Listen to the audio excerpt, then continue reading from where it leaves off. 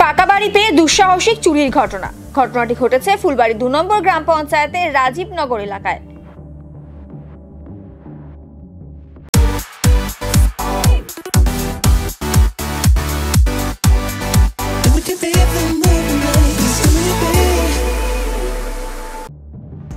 শুক্রবার সন্ধে ৭টা নাগাদ চুরির ঘটনা নজরে আসে।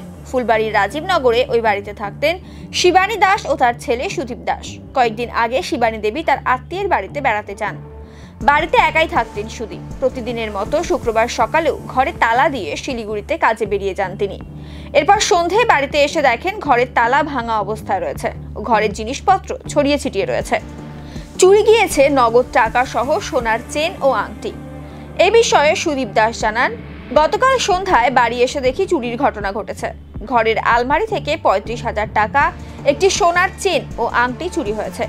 পুলিশকে বিষয়টি জানানো হয়েছে। গোটা ঘটনার তদন্ত শুরু করেছে পুলিশ।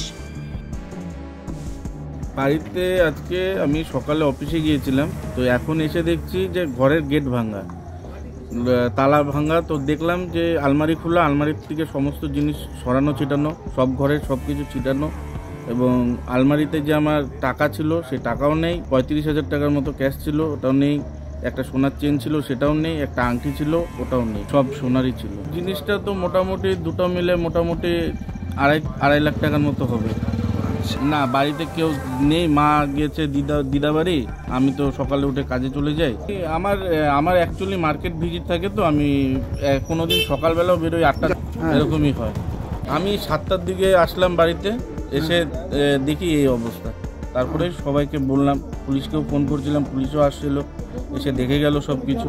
দিনের আলোতেই চুরি হয়ে গেল, 2টা তালা ভেঙেছে।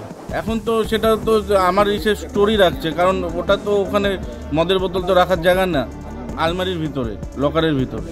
এখন তো আমার সবই তো নিয়ে গেল, আর কি বলবো আমি। দেখেন, এখন তো এটা মানুষের কাছে একটা আতঙ্কের বিষয় হয়ে গেছে, কারণ ছেলেটা বাড়িতে কেউ ছিল না, ওর মা গেছিল একটু আত্মীয়র বাড়িতে, তার মধ্যে দিনের বেলায় একটা দুটার দিকে চুরি। এটা তো একটা যথারীতি এলাকাবাসীর কাছে একটা ভয়ের বিষয়।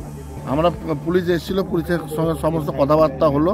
আমরা চাই ওর যে সমস্ত জিনিসগুলো চুরি হয়েছে সেটা যাতে পুলিশ উদ্ধার করে ওনার হাতে দেয়। 50,000 लोगों को अपनी मंजिल से है जोड़ा और नई उत्साह के साथ आए हैं फिर से थामने आपका हाथ। श्री शांति होंडा।